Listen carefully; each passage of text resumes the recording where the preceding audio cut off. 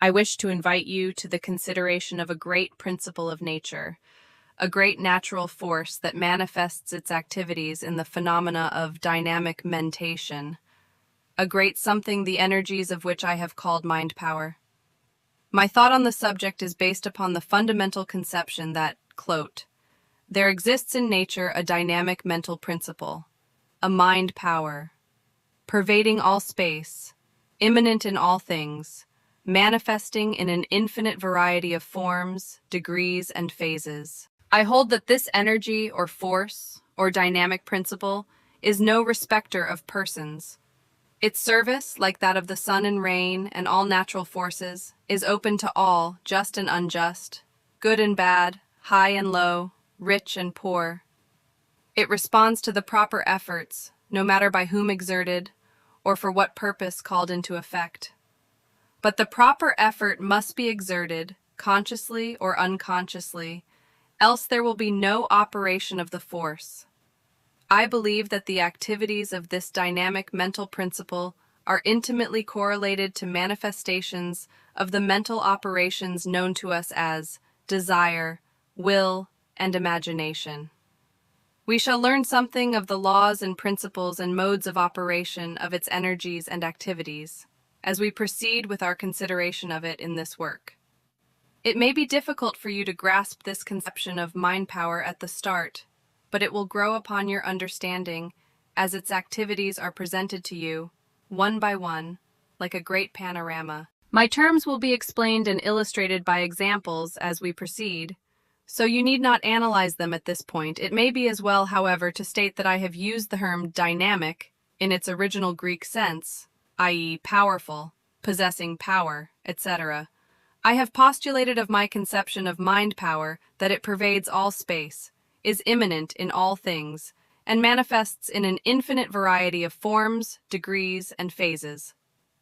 But, it may be urged, this is nothing more than science claims for the principle of physical energy. Then is mind power identical with the physical energy of science? Is it nothing more than a high form of mechanical or material energy? No, mind power is very far from being a blind mechanical energy. It is a living mental force, which I hold is behind the manifestations of physical energy and mechanical force. It is not the physical energy of science, but is something of the nature of a living will, which is rather the cause of physical energy than identical with it. Let us take a familiar example. You desire to move your hand, and it moves. Why? Because of the manifestation of the wonderful and mysterious force called will, which is stored up within you, and which you have released to move the hand. You send a current of nerve force, which is really a manifestation of mind power or will force, from your brain, along the nerves of the arm, which contracts the muscles of the arm and hand, and your desire is gratified. Your desire, or wish, set into motion the mind power which acted upon the material substance of your body, and caused it to act. What was it that flowed along the nerve wires? Was it electricity or magnetism? No, it was that subtle and mysterious thing that I am calling mind power, and which is bound up with the will principle of mind. Mind power is an actual living force. It is the force that makes plants grow and animal bodies grow, and which enables all living things to move and act. It is the force which enables the growing mushroom to raise up the slabs of paving stone, or causes the roots of a tree to split open the great boulders into the crevices of which they have crept. Mind power is not an abstraction or speculative nothing. It is an existent, living, mental, acting force, manifesting sometimes with an appalling power, and sometimes with a delicate, subtle touch that is almost imperceptible, but which accomplishes its purpose.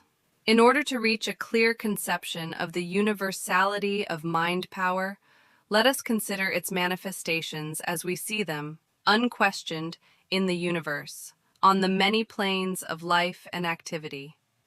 Beginning with the more familiar instances of its operation and manifestation, let us then proceed to delve still deeper until we reach instances not so easily perceived, and then still further back until we find it in places and in things that are generally regarded as lacking in mind power and life.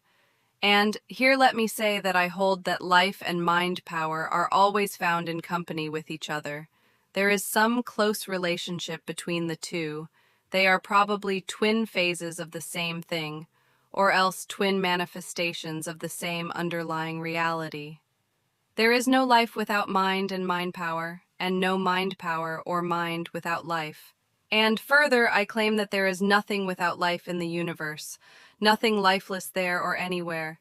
The universe is alive and has mind and mind power in every part and particle of itself.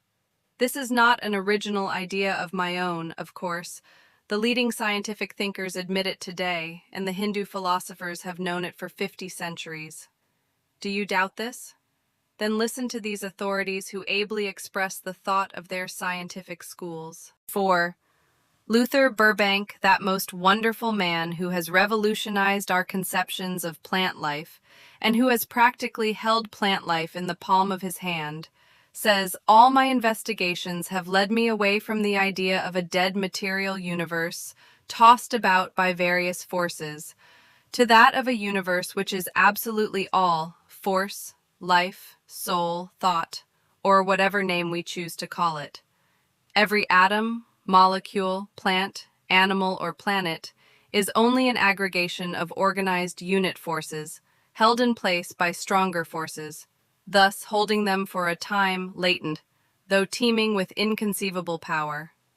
All life on our planet is, so to speak, just on the outer fringe of this infinite ocean of force.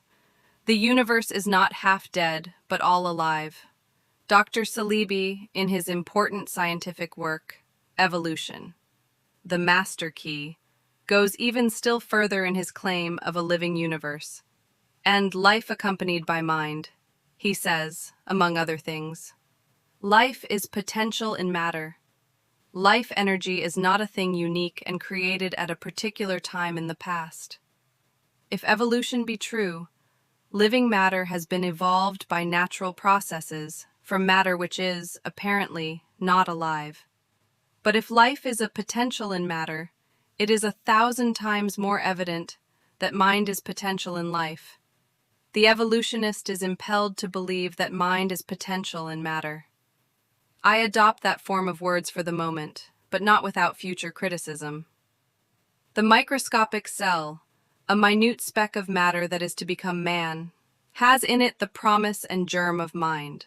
May we not then draw the inference that the elements of mind are present in those chemical elements, carbon, oxygen, hydrogen, nitrogen, sulfur, phosphorus, sodium, potassium, chlorine, that are found in the cell?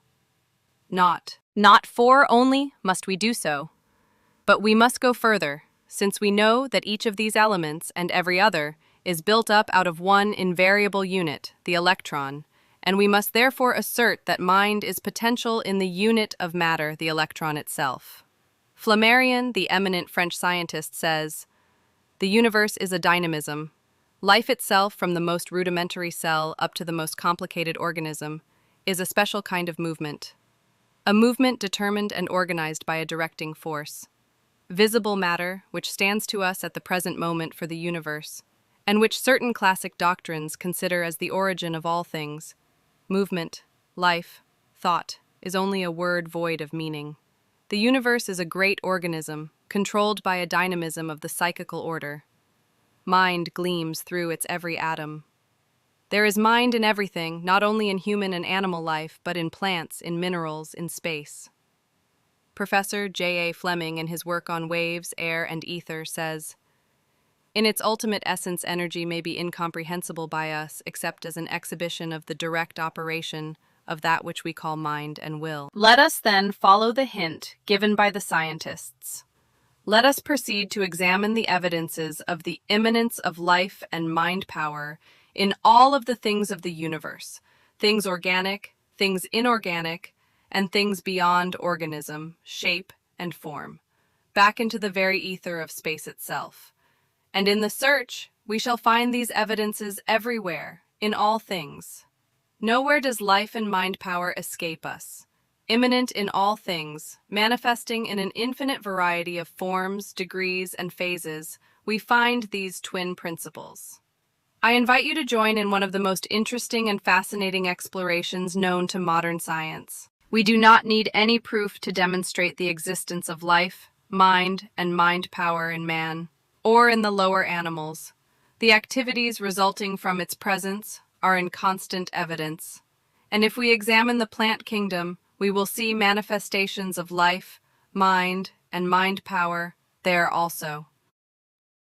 Plants not only manifest appetency, or the instinctive tendency on the part of low forms of organic life to perform certain acts necessary for their well-being, particularly in the selection and absorption of the material substances necessary for their support and nutriments.